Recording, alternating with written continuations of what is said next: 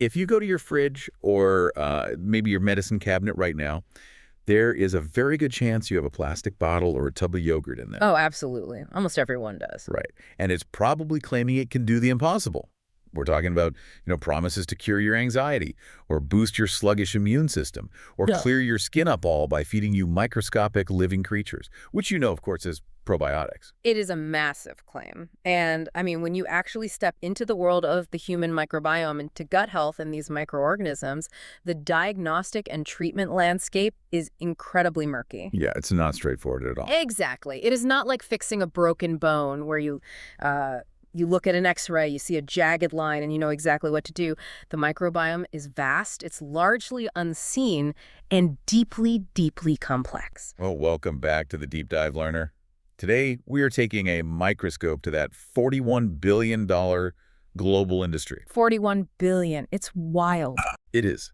And get this, 75% of that revenue is generated just from yogurt and fermented milk products alone. But the marketing is loud, and the science is, well, it's complicated. Our source material today is this remarkably comprehensive Wikipedia article that chronicles everything from ancient food fermentation to modern regulatory battles. And the mission for this deep dive is to cut straight through that grocery store marketing hype. Yes. We are going to explore the surprisingly ancient history of these microorganisms, and more importantly, we want to pinpoint exactly what the rigorous, peer-reviewed medical research actually proves and disproves about their health benefits. Right, because the reality of what these bacteria do is far more nuanced, incredibly specific, and in a lot of cases on the supplement aisle, completely misrepresented. Unquestionably. Okay, let's unpack this. Yeah. Because to understand how we ended up with like $40 bottles of bacteria on store shelves, we actually had to go way back. We have to look at how humans first interacted with these microbes. Yeah, way before modern medicine. Exactly. And the wild part is, ancient humans weren't doing it to balance their gut health. They were doing it for pure survival. Right, and the etymology of the word itself kind of gives us a clue, but it's a bit of a modern misdirection. How so? Well, it's a combination of the Latin preposition pro, meaning for, and the Greek adjective biotikos, meaning fit for life. Fit for life. Yeah, but early civilizations weren't thinking about fitness for life in, like, a clinical health span sense. They were just trying not to starve during the winter. I mean, the consumption of fermented foods dates back thousands of years. The creation of kefir, which is a fermented milk drink, that dates all the way back to 5000 BC. Which is mind-blowing. I was reading that and thinking, ancient civilizations were essentially biohacking without even knowing it. That's a great way to put it. Yeah, they were using bacteria as microscopic built-in refrigerators to keep food from spoiling. Precisely. Because fermentation of dairy was simply one of the most effective food preservation techniques available before electricity. Because of the acid, right? Exactly. Lactic acid bacteria, which are what ferment the food, they produce a highly acidic environment. And that acid is crucial because it prevents proteolytic bacteria from taking over. And proteolytic bacteria, those are the bad guys in this scenario. Right. They are the ones that break down proteins. They're what cause meat to rot or milk to curdle violently and food to smell putrid. So by introducing lactic acid bacteria, you create this environment where the rotting bacteria just cannot survive. It's a brilliant low-energy method to keep vegetables, milk, and meats edible for months. It really is. But the funny thing is, nobody knew why it worked. They just knew, the cabbage didn't rot if they treated it a certain way. The scientific aha moment, like the realization that these preservation bacteria might actually be interacting with the human body, that didn't happen until the early 20th century. Right, with Elie Metchnikoff. Yes, Elie Metchnikoff, a Russian scientist and Nobel Prize laureate. Around 1907, he notices that these Bulgarian peasants are living unusually long lives, and he links it to their heavy consumption of fermented yogurt. Though we definitely also have to credit a Bulgarian physician named Stamen Grigorov here. Oh, for sure. Because just a couple of years earlier, in 1905, Grigorov had actually isolated the specific strain of bacillus in that regional yogurt. He appropriately named it Lactobacillus bulgaricus. Naturally. Yeah, and Mechnikov took Gregorov's discovery and formed this radical theory. He postulated that consuming this fermented milk would physically seed the human intestine with harmless lactic acid bacteria. He believed this would lower the pH of the human gut, just like it did in a jar of fermented milk, right? Exactly, and that it would suppress the growth of harmful bacteria inside the body. So he was basically the first guy to say, hey, eating this bacteria is actually changing the physical environment inside our stomachs. Yes, it was a huge conceptual leap. But the story gets much more dramatic than Bulgarian peasants eating yogurt. Let's fast forward just a decade to 1917, World War I. A very different environment. Totally. You have thousands of men packed into these freezing, unsanitary trenches. And there is a brutal outbreak of shigellosis, which is a severe intestinal infection causing deadly dysentery, just tearing through the ranks. And medical officers were absolutely desperate because you have to remember, antibiotics did not exist yet, meaning an intestinal infection in a trench was very often a death sentence. But then a German professor named Alfred Nissl steps in. Right.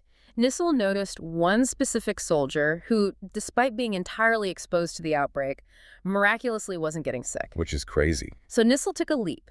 He isolated a strain of Escherichia coli, or E. coli, directly from the feces of that healthy soldier. Wow. Yeah. He then cultivated that specific strain, which is now known as E. coli Nissl 1917, and he used it to successfully treat other soldiers suffering from acute gastrointestinal infections. He used gut bacteria from a healthy guy to cure sick guys in the trenches. That is wild. It is. And if we connect this to the bigger picture, early scientists like Mechnikov and Nissl weren't just discovering new types of bacteria, they were stumbling into an entirely new medical paradigm. The concept of actively modifying the human microbiome. Exactly. The idea that you could deliberately replace harmful microbes with useful ones to fight off disease was completely revolutionary at the time. Which brings us to the modern era. Knowing that humans have consumed these microbes for thousands of years naturally leads us to ask, well, how do we consume them today? Because I know my sourdough bread has bacteria, but is it a probiotic? Well, in 2001, the World Health Organization drew a very clear line in the sand regarding this.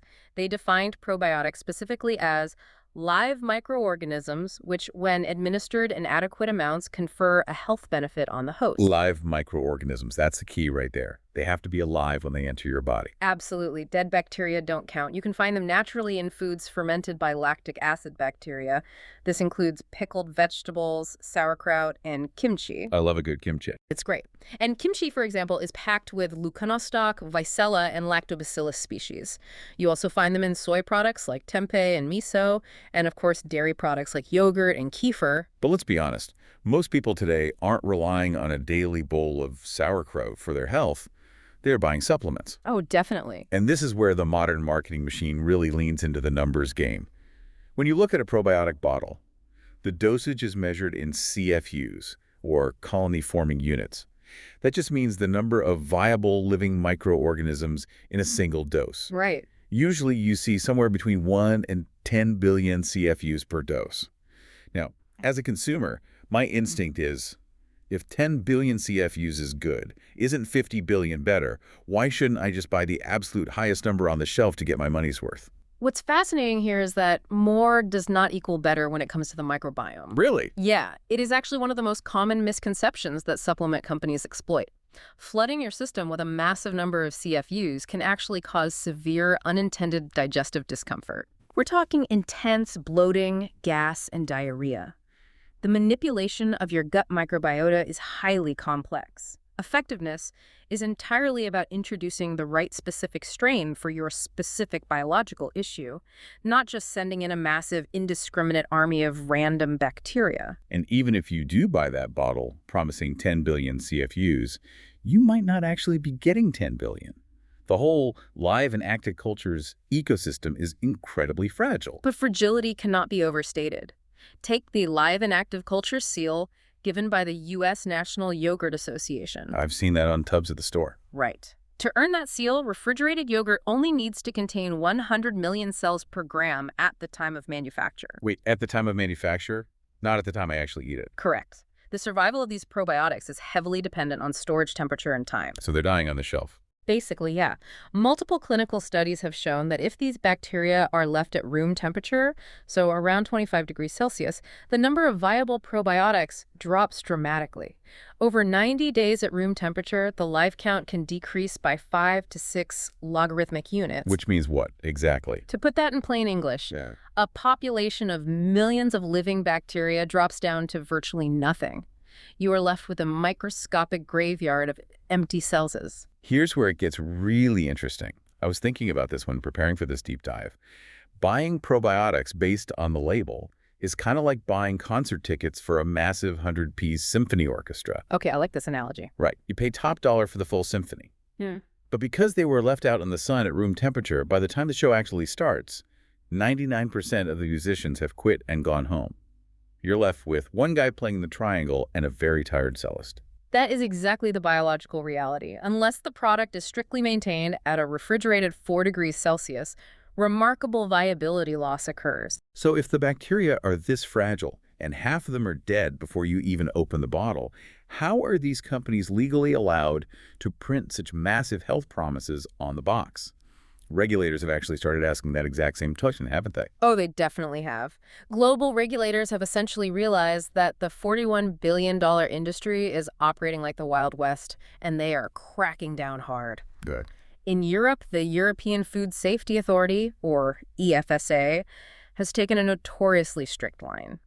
As of 2019, they had reviewed hundreds of petitions by commercial manufacturers wanting to make health claims on probiotic products. And what did they say? The EFSA rejected all of them. Wait, they rejected every single health claim? Every single one.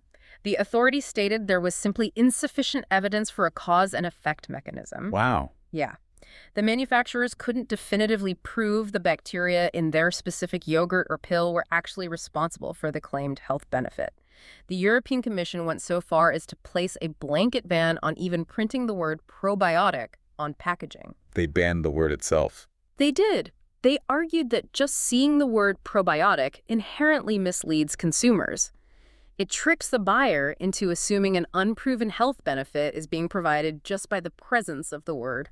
That is a massive regulatory hammer. What about in the U.S. and other countries? Well, the United States Food and Drug Administration, the FDA, and the Federal Trade Commission have been busy issuing warning letters to manufacturers whose labels claim to treat a disease or condition. Just letters. It isn't just letters either.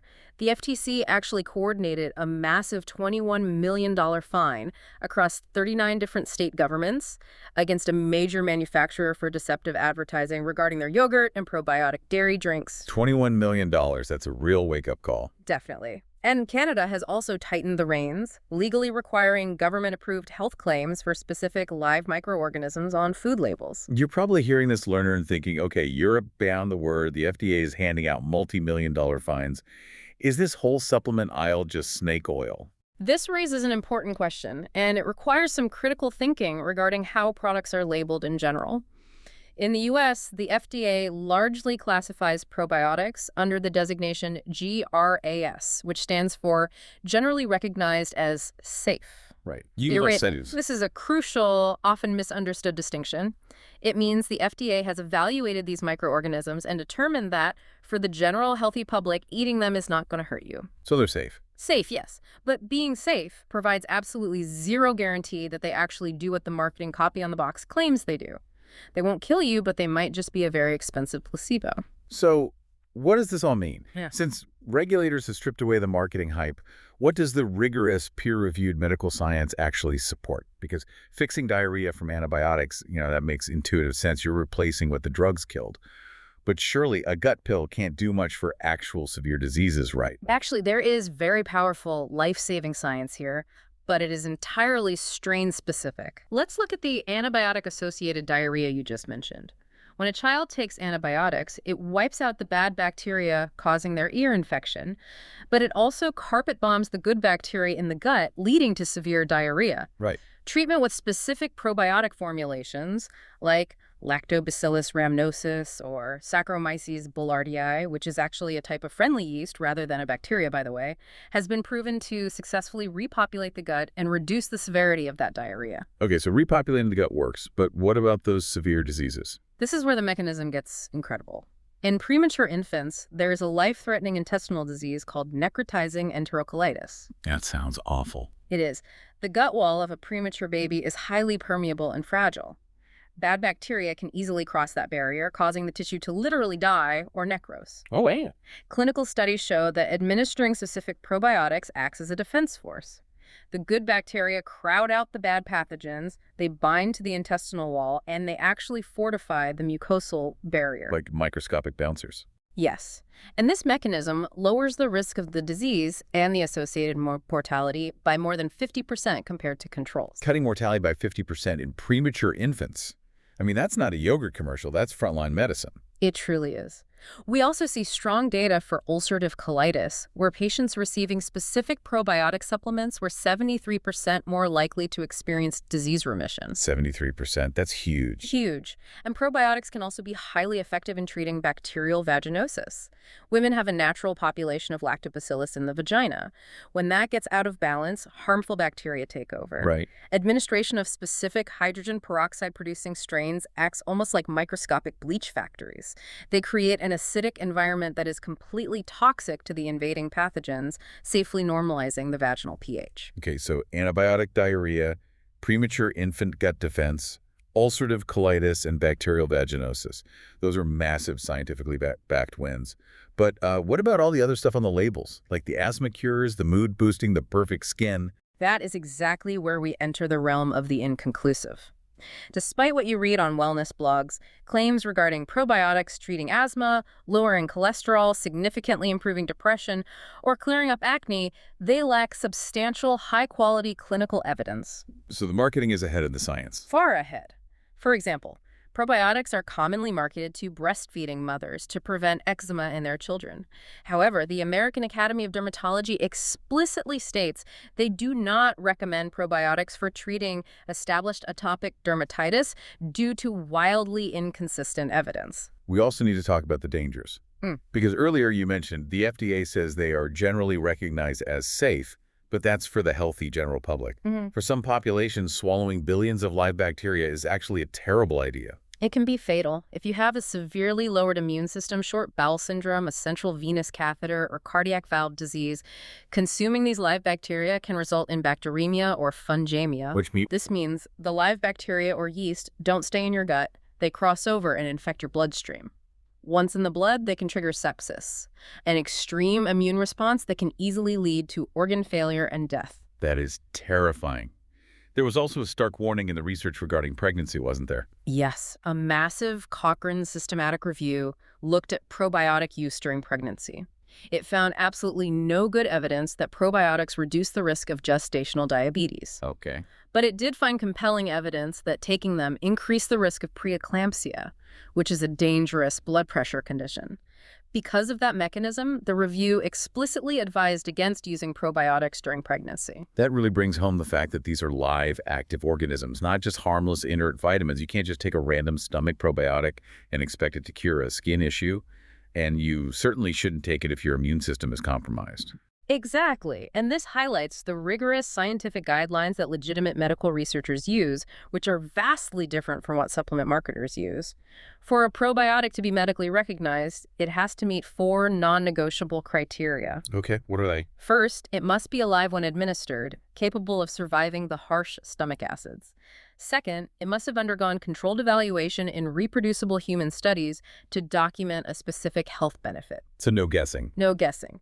Third, it must be taxonomically defined down to the exact genus, species, and strain. You can't just say contains lactobacillus. You have to know the exact genetic strain because you cannot assume a cousin bacteria will do the same job. Right. And the fourth. And fourth, it must be proven safe for its intended use, including testing to make sure it doesn't produce unexpected toxins or carry antibiotic resistance. So it's basically the difference between throwing a handful of random mystery seeds into your backyard and hoping a tomato grows versus carefully planting, watering, and monitoring a specific genetically verified tomato seed in a controlled scientific greenhouse. That's a great way to visualize it. Medical science moves slower than supplement marketing because medical science requires proof of the mechanism. Precisely.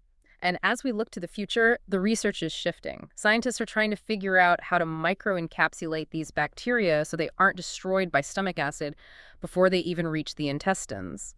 They are also starting to evaluate the complex effects of multiple probiotic strains taken together, rather than just studying isolated ones. Which brings us to the end of our deep dive today, learner. We have covered a massive amount of ground, from the 5000 BC origins of kefir and early biohacking for food preservation to the life-saving discoveries in World War I trenches. It's been quite the journey. It really has. We've navigated the modern $41 billion industry that is currently at war with European and U.S. regulators over deceptive marketing. The core takeaway here is that while specific bacterial strains offer incredible scientifically proven medical mechanisms for specific conditions, like defending a premature infant's gut or fighting bacterial vaginosis, they are not a magical, high CFU cure-all. Not at all. They are incredibly sensitive to temperature. The dosage numbers on the bottle might just represent a graveyard of empty shells by the time you swallow them, and they can even be actively dangerous for vulnerable populations.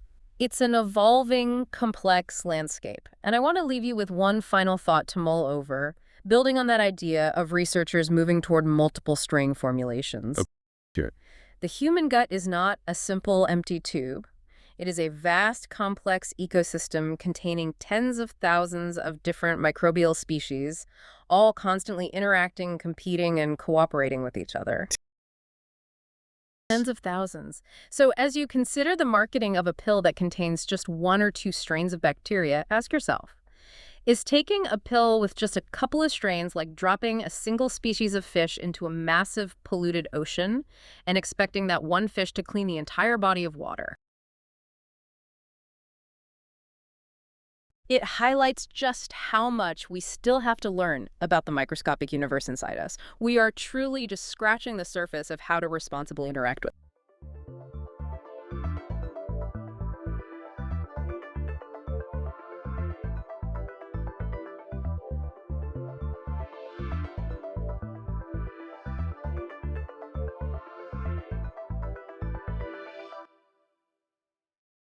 Imagine standing in the scorching Egyptian sun. We're talking 4,000 years ago, and you were watching thousands of people clash in this massive, brutal mock battle. Right, and it looks like pure entertainment to an outsider. Exactly. But here is the wild catch. If the performers miss their marks or, forget their choreography, the audience believes the sun literally will not rise tomorrow. I mean, the stakes just could not be higher. You are looking at a society that believed human performance was a literal mechanism for cosmic survival. Wow. Yeah, they operated on sympathetic magic. Right. It's this idea that acting out a victorious battle against the forces of chaos actually generated the real tangible energy needed to keep the universe functioning. That is just incredible. And welcome to today's deep dive, everyone. We are unpacking a massive stack of historical texts, architectural notes, and cultural records charting the entire evolution of theater. It's a huge topic. It really is. Our mission for you today is to trace how this collaborative art form evolved from blood-pumping, universe-saving religious rituals, right, into the global multi-million-dollar entertainment industry you probably scroll through on your phone today. We should probably lay down a working definition before we jump through time, though. Good call. At its core, theater requires live performers presenting real or imagined events to a live audience. And the word itself comes from the ancient Greek theatron, which just beautifully and simply translates to a place for viewing. But, I mean, what humanity has chosen to view over the last 4 millennia is wild. Today we're exploring superstitious Chinese puppeteers who dismember their puppets every night. That's one of my favorite details. Right, to stop them from coming alive. Plus, we'll get into the incredible wealth of underground female acting guilds in ancient Rome and a 17th century Puritan band that basically acted like a cultural pressure cooker and accidentally sparked a massive theatrical revolution. It really is the ultimate history of humanity figuring out how to hold a mirror up to itself. And to find that first mirror, we go back to that Egyptian sun in 2000 BC. Right. The earliest recorded quasi-theatrical events were these massive passion plays.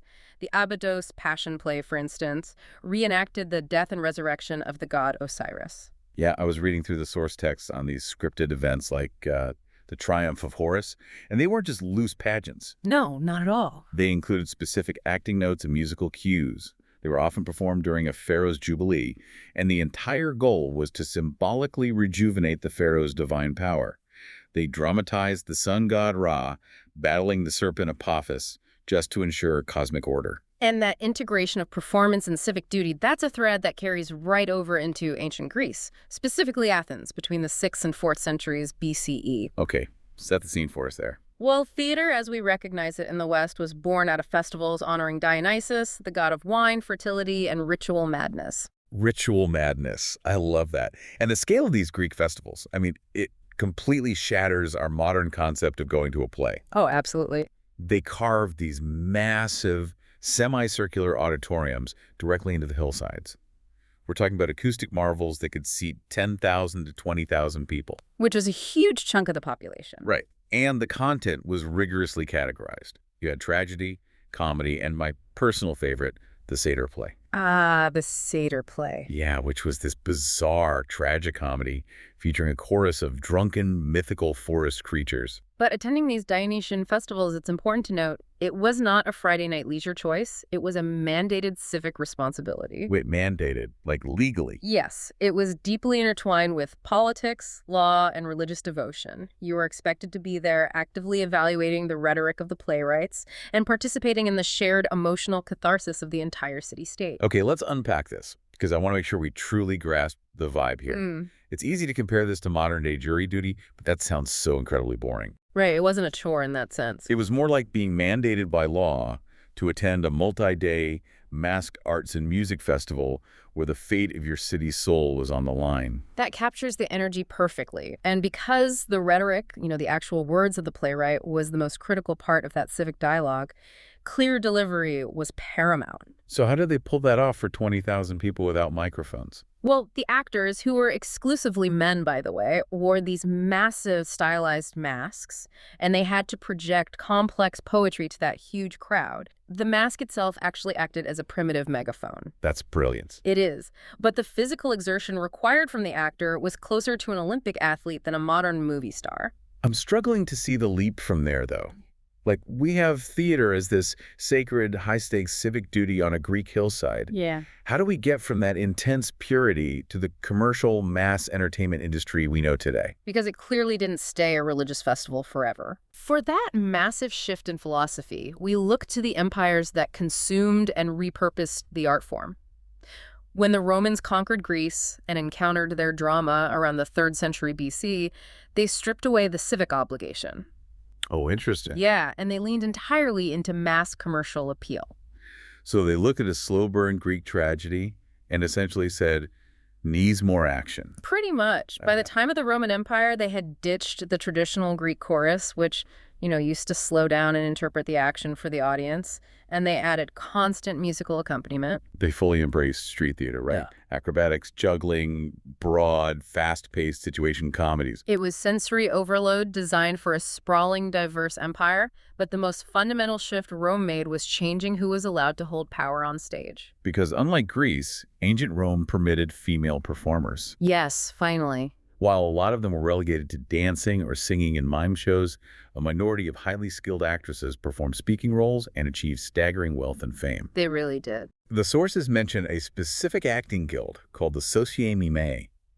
And I mean, in a deeply patriarchal society where women had severe legal restrictions, these actresses formed a powerful, wealthy union. It's incredible. That is a massive aha moment for me. They They were navigating the politics of Rome through sheer entertainment value. leveraged their celebrity into actual political influence. But, there's an ongoing debate among historians about this era. Oh, what kind of debate? Well, it's very easy to look at the high philosophical poetry of Athens and view it as pure art, and then look at Roman acrobatics and broad comedy and dismiss it as lowbrow or dumbing down the medium. I actually have to push back on that elitist view. Were the Romans really dumbing it down, or were they just creating the blueprint for accessibility? That's the counter-argument, yeah. If your empire stretches across dozens of cultures and languages, high-minded Greek poetry isn't going to translate. But a masterfully executed physical comedy, someone getting hit in the face with a pie, that is universal. Rome absolutely laid the groundwork for modern variety and the commercial blockbuster. They proved you could engineer grand spectacles that entertain a wealthy senator and a common laborer in the exact same room. But while Rome was busy trying to entertain massive, rowdy crowds by constantly expanding outward into spectacle, Indian theater was moving in the exact opposite direction. Right. Inward, toward total spiritual and physical discipline. This is where we get to the 1st century CE and the emergence of Sanskrit theater. Yeah. And with it comes this incredibly dense, fascinating text called the Natya Shastra, attributed to the sage Bharata Muni. Yes, it translates to a treatise on theater, and calling it a rule book just doesn't quite do it justice. What is it, Tim? It is the ancient world's most comprehensive scientific manual on human expression. It dictates the exact architectural dimensions of the playhouse, the precise chemical makeup of the stage cosmetics, and an exhaustively categorized system of acting. The acting techniques blew my mind. The text breaks performance down into 2 main styles, Lokadharmi and Natyadami. Yes, those are the key concepts. But the sources use a lot of academic jargon to describe them. Let's make this concrete. How would an actor actually perform these 2 styles for an audience? Think of Lokadharmi as realistic, natural behavior. If the scene calls for an actor to be sad about a lost love, in Lokadharmi, they might physically weep, slump their shoulders, speak with a cracked voice. They're imitating real daily life. Okay, that makes sense. And the other one? Natyadharmi, on the other hand, is highly conventional and stylized. Instead of crying real tears, the actor might use a highly specific codified hand gesture, a mudra, and a precise eye movement. Ah, okay. And the educated audience instantly recognizes that exact movement as the symbol for sorrow. It's almost like a physical emoji. The actor doesn't need to generate the actual emotion of sadness. They execute the flawless physical geometry of sadness, and the audience reads it like text. Exactly. And executing that geometry required years of agonizing physical training. Unlike the commercial hustle of Roman actors looking for a payday, Sanskrit theater was performed on sacred ground by priests. The stage manager was a revered figure called the Sutratara, which literally translates to holder of the strings. That title perfectly transitions us into our next major leap.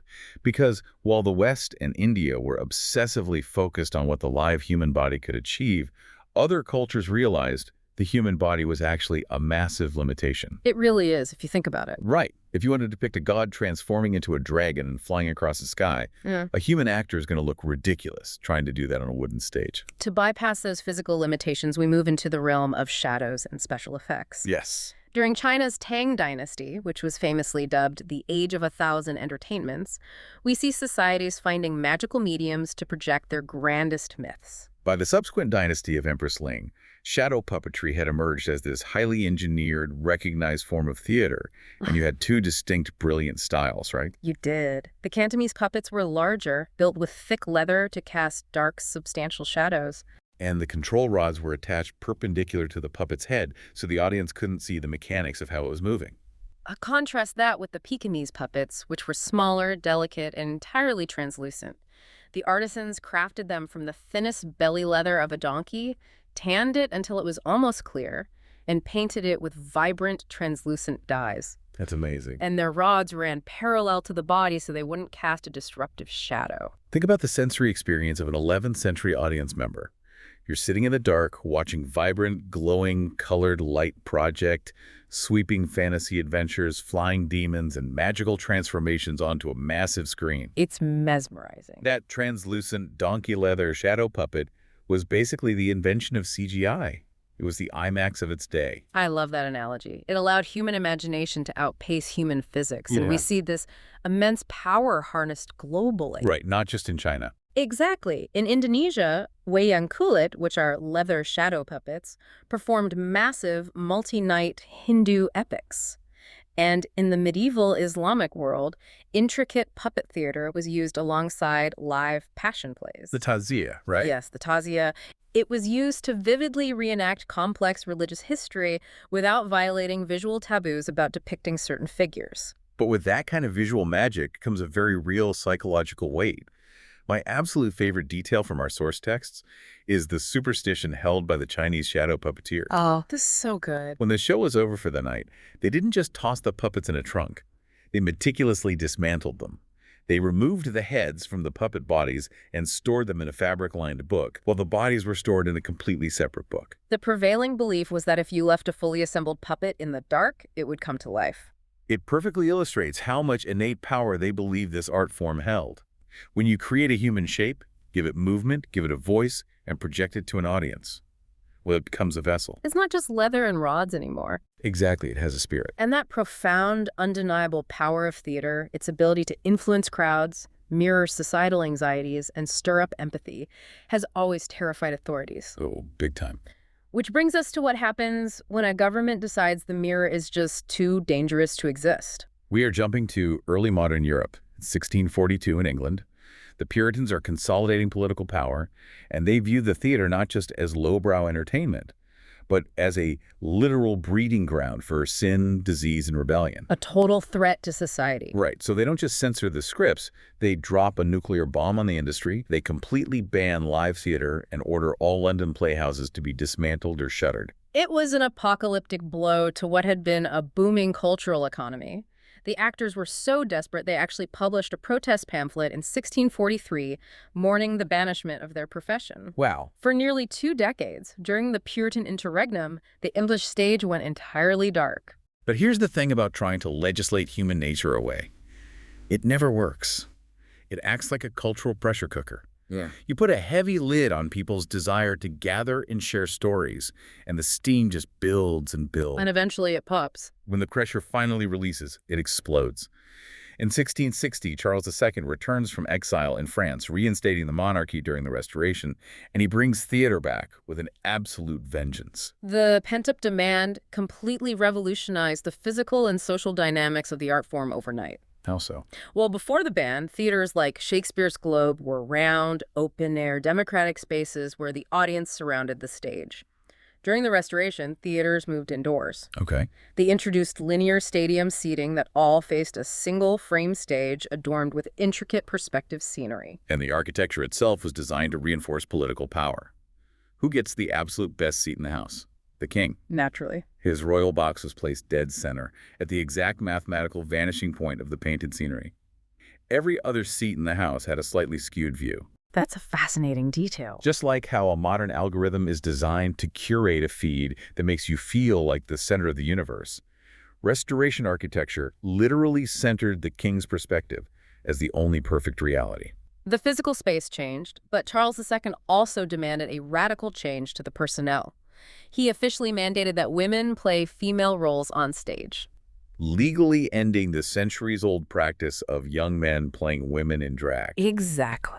The cultural whiplash of that decision must have been staggering. It was highly controversial, but it immediately birthed the modern concept of the female celebrity. It did, and playwrights started writing entirely new genres of comedy just to capitalize on this. The breeches roles. Yes, Yeah. roles where women would dress as men to escape sticky plot situations, playing with gender presentation, sexuality, and identity in ways the English public had never witnessed.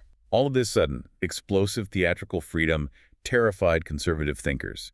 A 17th century preacher named Jeremy Collier published a fiercely debated essay condemning the immorality of the English stage. He argued that watching actors simulate immoral, rebellious, or promiscuous behavior on stage directly corrupted the souls of the audience. Change the word stage to video games or movies, and that is the exact same moral panic we still see on the news today.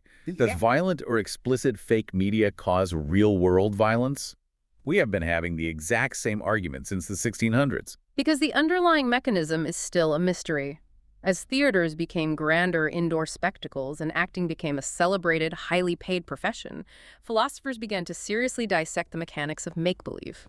How does witnessing a fake event trigger genuine physiological tears or laughter in the person watching it? If we trace the theory of it all, we have to go way back to Aristotle. In his Poetics around 335 BCE, he tried to mathematically dissect the perfect tragedy. He argued there were 6 qualitative parts, right? Plot, character, thought, diction, song, and spectacle. The hierarchy of that list is vital. For Aristotle, plot, the logical causal structure of the incidents, was the supreme element of theater. And spectacle, the visual effects, the costumes, that was ranked dead last. Exactly. He believed the intellectual structure of the story was what triggered empathy. But the evolution of acting theory didn't stop with ancient Greek geometry. Fast forward to the early 20th century, and you have a Russian practitioner named Konstantin Stanislavski. A huge name in theater history. He completely revolutionized the human psychological side of performance by tackling the mind and body as an interconnected continuum. Stanislavski's system, which eventually mutated into North American method acting, was obsessively focused on psychological truth. He taught actors two distinct pathways to achieve genuine emotion on stage. Working from the inside out and the outside in. Right. We hear those phrases a lot in pop culture, but let's ground them in a physical example. Imagine an actor has to play a scene where they just received devastating news. Okay. Working from the inside out means the actor digs into their own psychological history, maybe recalling the real grief of losing a family pet, and uses that internal emotional memory to naturally trigger real tears on stage. Conversely, working from the outside in bypasses the emotional memory entirely. Stanislavski observed that physiological actions can trick the brain into feeling an emotion. Oh, that's wild. Yeah. So how does that work? So the actor might focus purely on the physical mechanics of holding back a sob, clenching their jaw, taking shallow, ragged breaths, tensing their shoulders. Basically faking the physical symptoms. Right. And by executing the physical symptoms of grief, the nervous system eventually responds and the genuine emotion floods in. It shifted acting from beautifully reciting poetry to literally inhabiting another human being's nervous system. But even with all of this rigorous structure, from Aristotle's rigid plots to Stanislavski's intense psychological realism theater, still harbors this wild, unpredictable element. Improvisation. Yes. The realization that you don't actually need a script or a plot for theater to occur. We see the formal roots of this in the 16th century Italian commedia dell'arte. Where troops of actors traveled with rough outlines, called lazzi, but they generated the actual dialogue and physical comedy spontaneously in front of the audience. And that tradition evolves straight into the 20th century with pioneers like Viola Spolin and Keith Johnstone. They proved that unscripted, spontaneous creation isn't just a cheap parlor trick. It is a profound tool for developing human connection, empathy, and rapid-fire comedy. Absolutely. So it brings up a fascinating hypothetical. If we somehow resurrected Aristotle, who fiercely believed that a pre-written, meticulously structured plot was the only thing that mattered, and we sat him in the front row of a completely unscripted, chaotic improv show at Second City, would he even recognize it as theater? He might be horrified, honestly, but he would have to recognize the shared catharsis of the room. Theater is constantly breaking its own rules to survive. Yeah. But what remains unbroken, and why this entire evolution matters to you listening right now, is the shared human experience.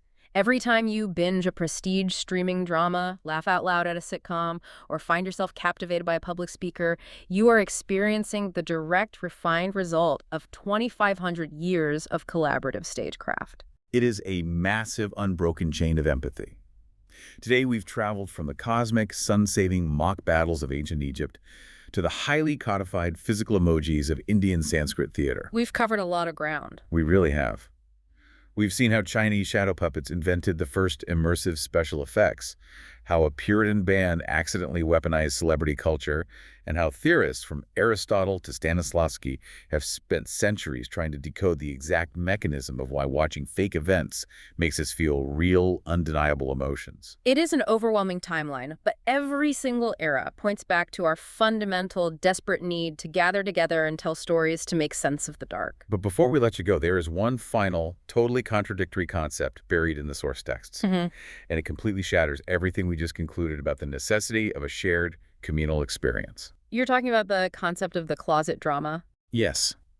Throughout history, first in ancient Rome with the philosopher Seneca, and much later in the Romantic era with poets like Lord Byron, brilliant playwrights, wrote intensely dramatic, fully fleshed out plays that were never, ever intended to be performed live. Never. They were written exclusively to be read in private. It's a fascinating paradox. A closet drama deliberately removes the actors, the stage, the lighting, the Stanislavski method, and the physical audience entirely. It removes everything we just said defines the art form. Exactly. So we leave you with this final thought. If a play is meticulously written specifically to be read in the silent, perfectly controlled theater of your own mind, in the theater of your own mind, without living actors, without a physical stage, and without the unpredictable danger of a live audience reacting around you, is it still truly theater? That's a great question. Or does true theater absolutely require you, sitting in the dark, breathing the same air as strangers, participating in that high-stakes make-believe we saw in that dusty Egyptian plaza 4,000 years ago. Something for you to ponder until the next deep dive.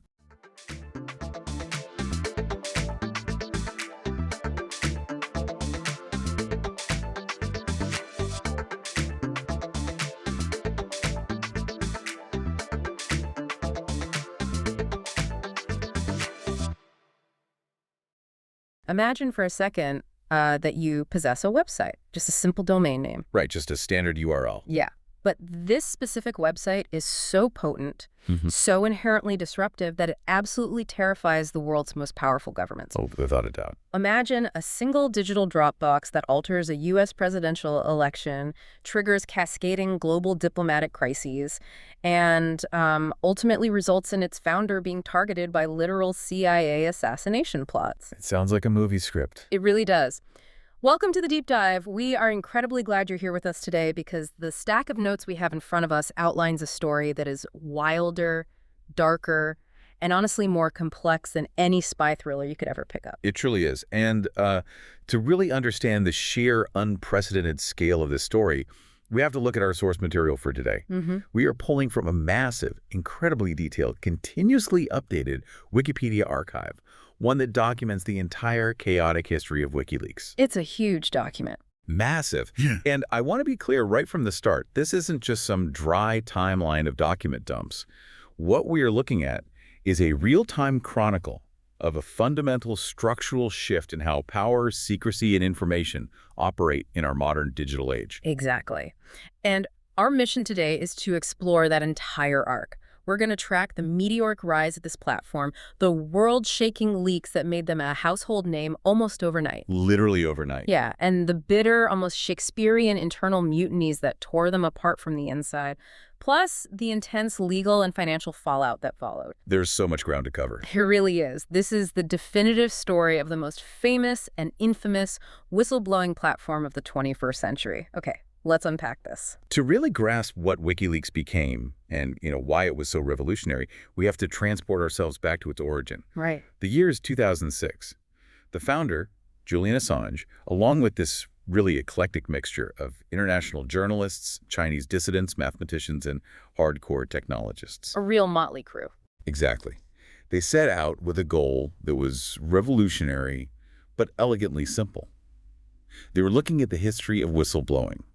Specifically, they were studying people like Daniel Ellsberg. The Pentagon Papers. Yes, his famous 1971 release of the Pentagon Papers. And when they looked at that historical model, they saw a massive, dangerous bottleneck. I was looking through our notes on that Ellsberg comparison earlier, and it really puts things into perspective for you. Back in 1971, if you wanted to expose your government, the friction was just immense. Unbelievably high. I mean, Ellsberg had to physically sneak thousands of pages out of a secure facility. In a briefcase, yeah. Right. And then he had to stand over a Xerox machine for hours, just standing there, terrified the FBI was going to walk in at any moment and arrest him. The physical anxiety that is hard to imagine now. Completely. And then he had to physically hand those heavy boxes of paper over to reporters at the New York Times and just wait for them to decide if they were even going to publish it. Right, relying on the gatekeepers. It required massive physical effort, a huge amount of time, and incredible personal risk. Assange's core inspiration was to look at that agonizing process and ask, how can we shorten the time between a leak occurring and the media actually covering it? How do we bypass the machine? Exactly. How do we completely remove that physical friction? And their answer, of course, was the internet. But not just a standard website. They built WikiLeaks to be an uncensorable, cryptographically secure system for untraceable mass document leaking. It was heavily fortified. Very. We're talking about utilizing technologies like Tor. The onion router. Right, which encrypts traffic and bounces it through multiple global servers to hide a user's identity. They wanted to create a secure digital Dropbox. A black box for secrets. Exactly. The idea was that an anonymous source anywhere on Earth could upload classified, censored, or restricted material, and the system would automatically scrub the digital fingerprints, the metadata from those files. So the whistleblower could never be unmasked. Never. Assange himself described it as an activist organization where the method is transparency and the ultimate goal is justice. It's such a utopian vision of the early internet. It's that classic cypherpunk ideal, right? The idea that if you just give people pure, unadulterated information, society will naturally correct its injustices. Information wants to be free. Exactly. And looking at the archive, it didn't take long for them to start making massive waves. Even before the massive leaks that everyone remembers from 2010, they were publishing documents that had real-world kinetic consequences. Very real consequences. I want to highlight 2007. They exposed a massive corruption scandal involving the family of the former Kenyan leader, Daniel Arap Moi. What exactly happened there? This is a crucial early example because it highlights the immediate physical impact of digital information. The leak involved a suppressed investigative document known as the Kroll Report. Okay. And this report detailed hundreds of millions of dollars being siphoned out of Kenya. According to Assange in the archive, publishing that specific leak directly impacted the Kenya national election. And that is incredibly significant because that election was, unfortunately, marred by severe tragic violence. Over 1,000 people were killed and hundreds of thousands were displaced. That is heavy. It is. The information WikiLeaks published wasn't just sitting in an academic vacuum on a server somewhere. It was violently reshaping political realities on the ground in real time. That immediately sets the stakes for what this platform could do. And around that exact same time, late 2007, they dropped something that really caught the attention of the U.S. government. Oh, definitely. They released a copy of the standard operating procedures for Camp Delta. For those listening who might not recognize the name, that was the U.S. Army's official manual for the Guantanamo Bay detention camp. A highly sensitive document. Very. I remember reading about this in the notes. The U.S. military had been repeatedly, publicly assuring everyone that the International Committee of the Red Cross had full access to all detainees. Right. That was the official sanitized narrative they were giving the press. But the leaked manual explicitly revealed that military personnel were instructed to keep certain prisoners entirely off limits to the Red Cross. It was written right there in black and white. It directly contradicted the Pentagon's public denials. And this was the moment WikiLeaks proved their core concept actually worked. It was a proof of concept on a global stage. It proved that a highly classified, heavily guarded document could bypass traditional military security, bypass the government press offices, and appear directly before the global public. But as significant as those early leaks were, looking back now, they were essentially just tremors before the earthquake. The earthquake being the year 2010. The year everything changed. This was the massive explosion that put WikiLeaks on the map globally. And it started in April of that year with something they titled the Collateral Murder video. Right. If you are listening to this, you have to try and remember the political context of the time. The war in Iraq was ongoing, and the U.S. military narrative was still very tightly controlled. Highly curated. News from the front lines was filtered. And then WikiLeaks releases this classified, decrypted footage from a 2007 Baghdad airstrike. It was 39 minutes of raw, unvarnished footage, taken directly from the gun camera of a U.S. Apache helicopter. Hard to watch. Very hard. The video showed the helicopter crew firing on a group of men in a Baghdad square. Among the dead were several civilians and 2 Iraqi journalists working for Reuters, Namir Noor-el-Din and Saeed Shmah. And what made the video so incredibly impactful wasn't just the visual reality of the strike, but the audio. The audio was chilling. You could hear the casual, almost callous nature of the radio chatter between the crew members as they requested permission to engage and reacted to the killings. I remember the archive noting the sheer shock of that audio on the public. It completely shattered the sanitized, heavily produced version of the war that the public was used to seeing on the evening news. It was visceral. And the thing is, they didn't stop to let the world catch its breath. Later that year, they orchestrated something even bigger, Cablegate. They partnered with major traditional legacy media outlets. The Guardian, the New York Times, Der Spiegel in Germany, Le Monde in France. And they released over 250,000 U.S. diplomatic cables. Just a massive data dump. 250,000 classified documents. Can you break down what a diplomatic cable actually is in this context? Because I think people picture an old-school telegraph machine clicking away. That's a great point of clarification. In the modern era, a diplomatic cable is essentially a highly secure internal email or text message sent via a classified network, which in this case was the U.S. military's SIPR net. Okay, so secure emails. Exactly. These documents contain the unguarded, highly confidential communications between the U.S. State Department in Washington and its embassies and diplomatic missions all over the world. The private chats of diplomats. Because the diplomats thought they were writing on a secure, closed system, they were brutally honest. They revealed incredibly candid, sometimes deeply embarrassing assessments of world leaders. No filter. None. They contained wrong intelligence on global threats, discussions about United Nations spying, and intense backroom political maneuvering regarding the Middle East. I saw some of the specific quotes in our research, and they are wild. You have U.S. diplomats describing Vladimir Putin as an alpha dog, calling the German Chancellor Angela Merkel Teflon, and detailing massive corruption in allied nations. Stuff you never say in public. Never. Imagine you are listening to this and you're a top-tier diplomat. You go to work one morning, grab your coffee, and suddenly your private, completely unfiltered insults about the foreign head of state you are currently hosting are printed on the front page of every major newspaper on Earth. The sheer panic and suffocation in diplomatic circles globally must have been unimaginable. Absolute chaos. What's fascinating here is how WikiLeaks fundamentally changed the nature of journalism in that exact moment. How so? Historically, major news organizations were the ultimate gatekeepers. A newspaper editor would look at a leaked document, call the White House or the Pentagon, and negotiate. They'd make a deal. Right. They would decide what the public needed to know and what should remain secret for national security. WikiLeaks completely bypassed all of that. By acting as that uncensorable drop box. Exactly. They shifted immense power directly away from those traditional editors and gave it to anonymous whistleblowers. If a news outlet hesitated or didn't want to publish something out of fear of government retaliation, WikiLeaks just hosted it on their own servers anyway. They effectively forced the hand of the legacy media. You either report on the documents WikiLeaks is hosting, or you get left behind. They completely rewrote the rules of the game. They proved the platform was a geopolitical weapon. But, and this is where the story takes a massive, almost ironic turn. A very dark turn. Yeah. While Julian Assange was preaching this gospel of ultimate global transparency to the world, internally, his own organization was fracturing.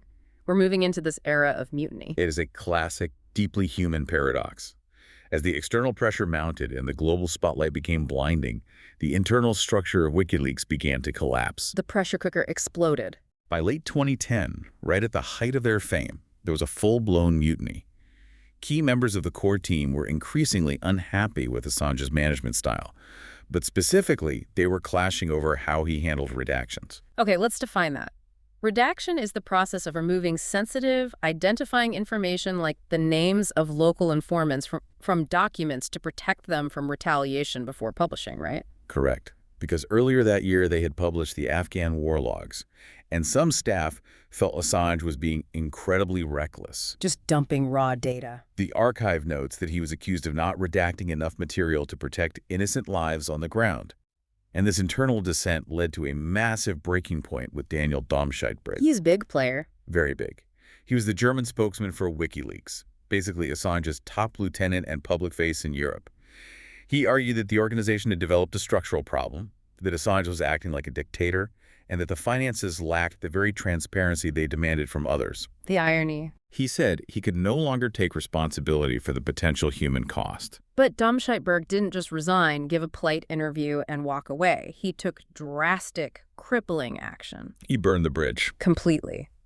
When he and another key anonymous staff member, known only as the architect, left the organization, they took the cryptographic code for the submission system with them.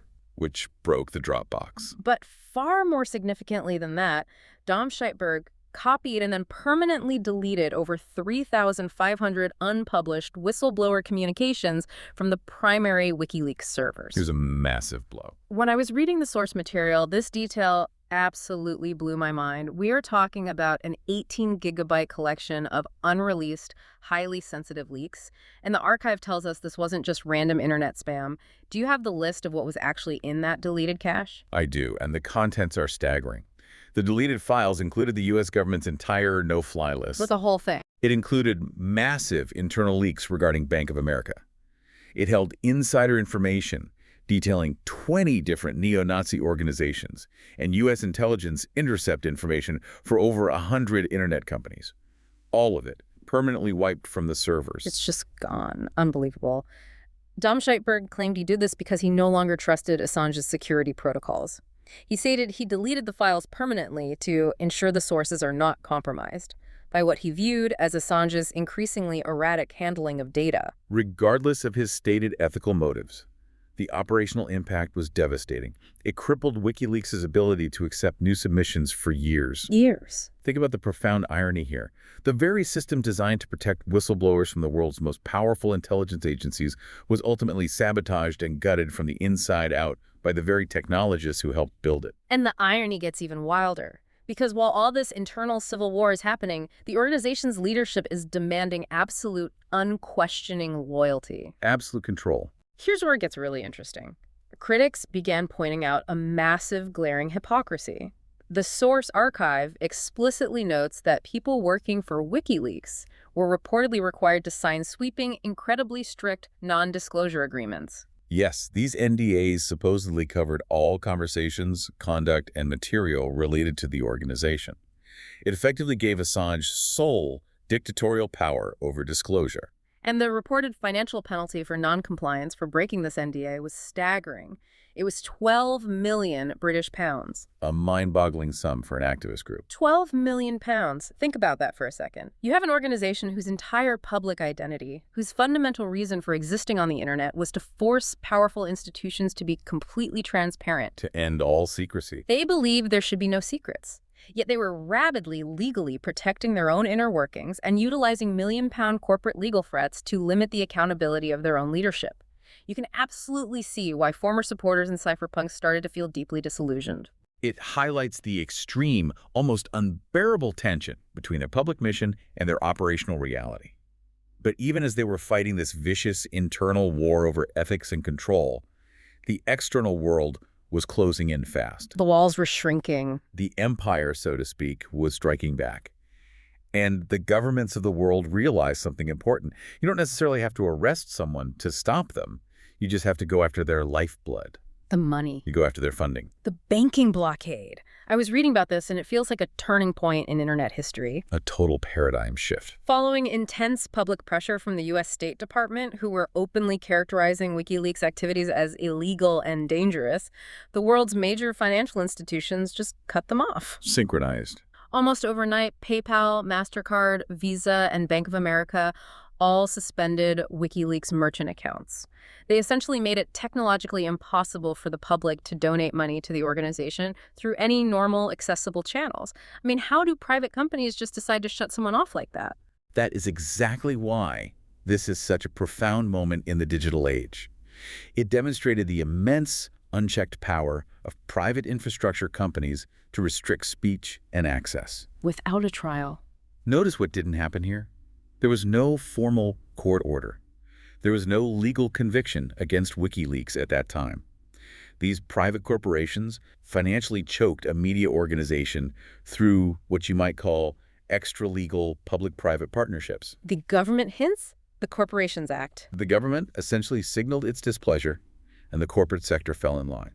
It showed everyone that if a superpower wants to shut you down on the internet, they don't need to send a SWAT team to seize your servers. They just need to make a few quiet phone calls to the payment processors. But the internet didn't just take that line down. This is where the hacker collective Anonymous steps into the ring. Operation Payback. Right. They launched a series of massive cyber retaliations in defense of WikiLeaks. They used distributed denial of service, or DDoS attacks, against PayPal, MasterCard, and Visa. Can you quickly explain to our listeners what a DDoS attack actually looks like functionally? The easiest way to imagine a DDoS attack is to picture a physical retail store. Imagine 100,000 people all trying to cram through the front doors of a store at the exact same second, but none of them actually want to buy anything. They're just blocking the door. They stand there blocking the entrance.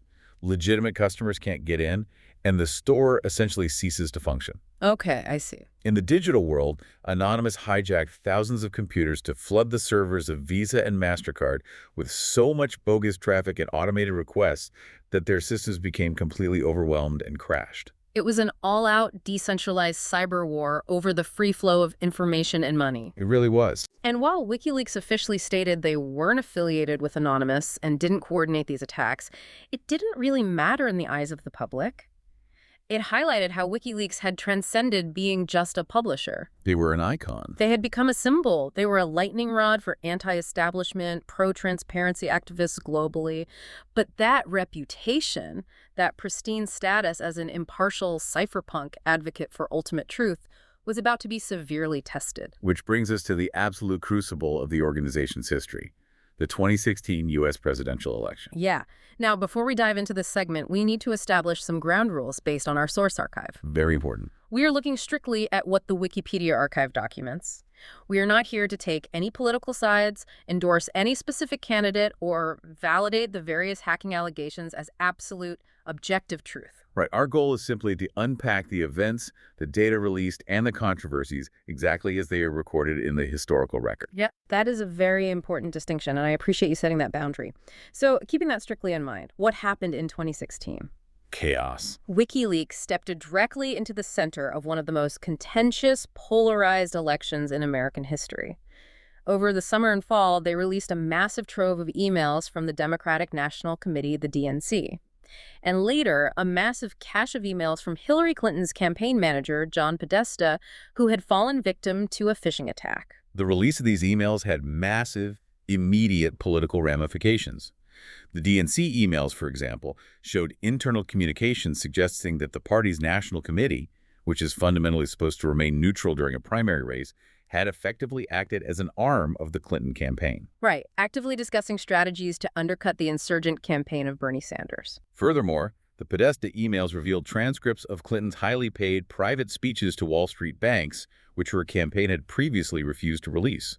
The fallout was severe. It ultimately resulted in the resignation of Debbie Wasserman Schultz, the chairwoman of the DNC, right on the eve of the Democratic convention. The timing was incredibly disruptive. The impact on the Clinton campaign's momentum was undeniable. It dominated the news cycle for months. But almost immediately, a massive secondary controversy erupted, not just over the contents of the emails, but over the source of the documents. The who became as big as the what. The U.S. intelligence agencies and the Clinton campaign strongly alleged that the emails were not leaked by a traditional internal whistleblower, but were instead stolen by Russian state-sponsored hackers as part of a deliberate, coordinated effort to interfere in the U.S. election. Okay, we must note that Julian Assange categorically, repeatedly denied this. He insisted their source was not the Russian government or any state party. Right. President Vladimir Putin also publicly denied that Russia was involved in hacking the DNC. But as the dust settled after the election, more information came to light about WikiLeaks' internal operations and private communications during this highly volatile time. The curtain got pulled back. And these subsequent revelations painted a very complicated picture regarding the organization's long-standing claims of strict journalistic neutrality. I have the notes on those internal chats right here. According to the source texts, internal WikiLeaks communications that were leaked later on showed Assange expressing a clear strategic preference for a GOP victory. Interesting. In one specific message, he laid out his political calculus, stating his belief that a Republican administration would face far more pushback and critical scrutiny from the traditional media and the Washington establishment. A tactical choice. In contrast, in those same private chats, he explicitly referred to Hillary Clinton as a bright, well-connected, sadistic sociopath. If we connect this to the bigger picture, the revelation of those private political calculations, alongside another major disclosure, was deeply damaging to their reputation. Definitely. The archive also details that during the campaign, the WikiLeaks Twitter account was secretly corresponding via direct messages with Donald Trump Jr. Just slipping into the DMs. In those DMs, WikiLeaks was suggesting campaign strategies, asking for Trump's tax returns so WikiLeaks could publish them to appear more impartial, and coordinating public messaging regarding the Podesta leaks. When you read those DMs, it feels like a monumental shift, and the backlash from former allies was intense. I want to point to the journalist Barrett Brown. A major figure in that world. If you follow this space, you know Brown was a longtime, staunch, incredibly vocal defender of WikiLeaks. He even went to prison for his journalistic activities adjacent to the hacker collective Anonymous. He had real credibility with that crowd. But when these DMs came to light, The archive notes he was absolutely exasperated.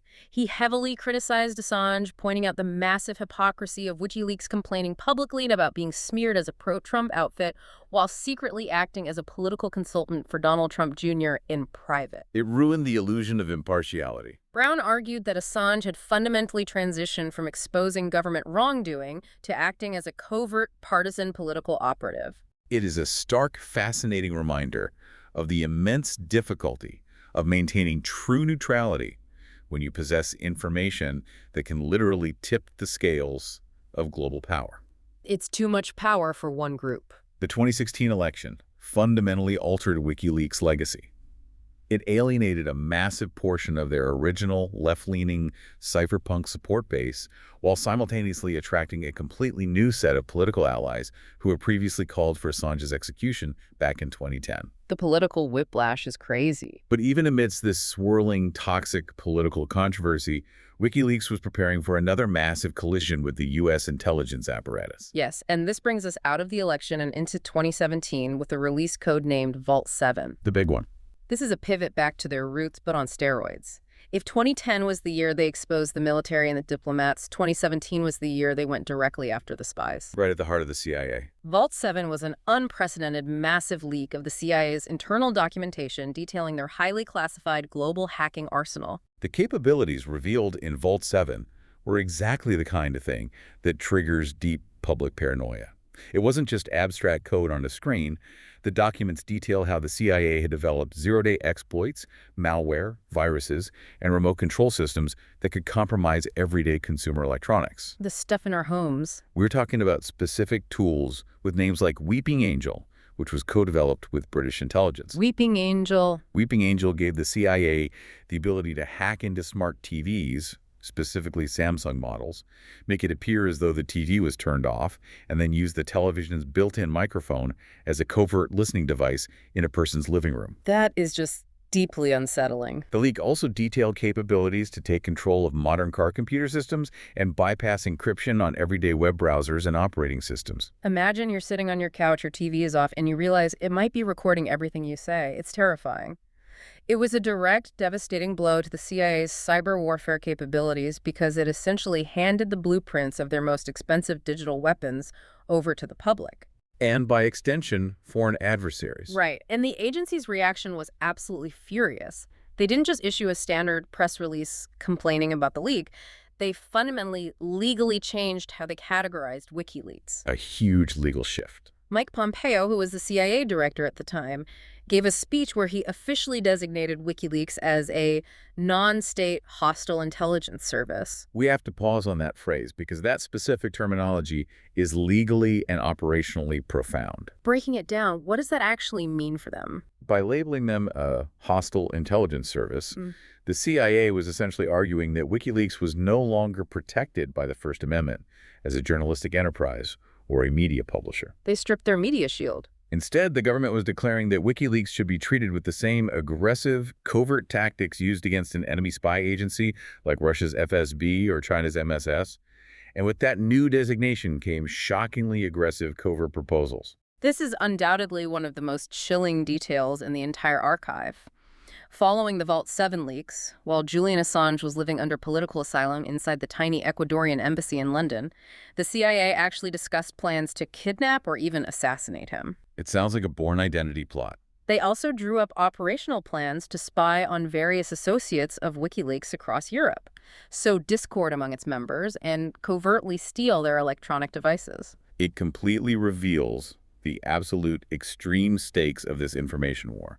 You have a digital publisher locked inside a diplomatic embassy in the middle of London, and a global superpower holding internal meetings discussing extrajudicial kidnapping or assassination on British soil. It's intense. But alongside the sheer government fury, the Vault 7 era also reignited intense, foundational ethical debates about WikiLeaks' core philosophy regarding unredacted files. Right. This brings us back to the idea of failing to curate content. We talked earlier about Dom Scheitberg leaving over redactions. By this point, a lot of transparency advocates, people who genuinely believe in the mission of whistleblowing and holding governments accountable, started heavily criticizing Wikileaks for dumping raw, unredacted data. It was becoming a huge liability. They argued this practice routinely violated personal privacy or put innocent people in severe, immediate physical danger. This raises an important question, perhaps the most important question of the digital age. What is the fundamental responsibility of a publisher? Is there one? Is it enough to simply release the raw truth, no matter the collateral damage, and let the chips fall where they may? Or do you have a moral obligation to protect the innocent people caught in the crossfire of the data? A heavy burden. We saw this ethical dilemma explode into a worst-case scenario with what became known within the community as the password disaster regarding those original 2010 diplomatic cables. Oh, this story is just incredibly tragic and bizarre. It sounds like something out of a bad movie, but it actually happened. It's a cautionary tale. So let me break this down based on the archive. Back during the original Cablegate release in 2010, WikiLeaks distributed a massive encrypted file online as insurance. It was heavily encrypted, so nobody could read it. A dead man's switch. Right. Later, a Guardian journalist named David Lee published a book called WikiLeaks, Inside Julian Assange's War on Secrecy. In that physical printed book, he published the encryption key for those cables. Just printed the password in a book. He claimed he did this because he believed it was a temporary password that would expire or become useless, but it didn't. Exactly. The encryption used was symmetric, meaning the password is the only thing needed to unlock the file permanently. The password was collection of history since 1966. Such a specific phrase. Because Lee published that exact passphrase in a widely distributed book, the entire, completely unredacted cache of hundreds of thousands of diplomatic cables eventually leaked online. WikiLeaks completely lost control of their own data. The genie was out of the bottle. And this unredacted file was devastating. It contained the real, unshielded names of local informants, sensitive personal data, private medical information, and even intimate details of people's suicide attempts. It's heartbreaking. It was the ultimate ethical failure for a whistleblowing platform, exposing vulnerable individuals who had spoken to U.S. diplomats in strict confidence, often in very dangerous countries. Put yourself in the shoes of one of those local informants. You risk your life to tell an embassy about corruption in your town, and suddenly your name is floating around the internet for local warlords to find. It's horrible. It ruins lives. And importantly, it gave the U.S. government massive, undeniable ammunition. When they eventually formulated their extradition requests, they heavily cited the fact that WikiLeaks' practice of releasing unredacted files unequivocally put innocent lives at risk. It was a perfect legal argument for them. Which brings us to the final act of our timeline, bringing the story right up to 2024. After spending 7 years crammed inside the Ecuadorian embassy and then another 5 years in a high-security British prison in Belmarsh fighting extradition, the massive legal walls finally closed in on Julian Assange. He was indicted on 18 charges, primarily under the Espionage Act by the U.S. Justice Department. The legal battle was protracted, incredibly grueling, and took a severe toll on his physical and mental health. It dragged on for years. Finally, in June of 2024, the saga reached a sudden conclusion. Assange pled guilty to a single felony count of conspiring to obtain and disclose classified U.S. national defense documents. He entered this plea in a U.S. federal court in Saipan, part of a plea deal in exchange for his immediate freedom and return to Australia. He walked free. But the platform itself, the digital machine that had caused so much disruption and terrorized superpowers, was already breaking down. It was failing. I was looking at the recent status updates in the archive. By late 2022, reports started emerging from researchers that millions of documents had simply vanished from the WikiLeaks website. Just offline. The internal search functions were throwing errors. Most crucially, the secure submission page, the very digital Dropbox designed for new whistleblowers, simply wasn't working. Assange himself admitted to the Council of Europe in 2023 that WikiLeaks was effectively no longer able to publish new material. The machine finally broke. He cited a combination of factors: his own prolonged imprisonment, the intense and pervasive U.S. government surveillance of their remaining staff, and the crippling financial restrictions that were severely chilling any potential whistleblowers from coming forward. The pressure worked. The infrastructure, both technical and human, had finally succumbed to a decade and a half of relentless multinational pressure. It is an incredible, almost unbelievable historical arc. We started with this pure cypherpunk utopian ideal, a group of technologists in 2006 who genuinely believed that ultimate, frictionless transparency would automatically lead to global justice. A very hopeful beginning. They built an uncensorable Dropbox, bypassed the traditional media gatekeepers, and brought the most powerful military and diplomatic apparatuses in the world to their knees. But over the course of 18 years, they were consumed by their own internal mutinies, crippled by extra-legal financial blockades, embroiled in brutal, toxic political controversies, and finally besieged by legal and covert government action until the platform essentially collapsed into a broken website. So what does this all mean? If we step back and look at the enduring legacy of Wikileaks, it proved unequivocally that in the digital age, a handful of determined activists armed with a server, encryption, and an internet connection can legitimately shake the foundations of global superpowers. They proved it could be done. They irrevocably changed the mechanics of journalism. The secure Dropbox model they pioneered is now a standard tool used by every major newspaper in the world. But, equally importantly, the WikiLeaks story proved that absolute, unfiltered transparency is not a clean, surgical tool. It's messy. Very messy. It comes with severe collateral damage and an intense human cost.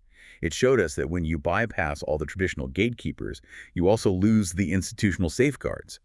And the resulting fallout from an uncurated data dump can be devastating to innocent people. It leaves us in a really strange, precarious place because right now, today, WikiLeaks has effectively collapsed under the weight of global government pressure and its own internal flaws.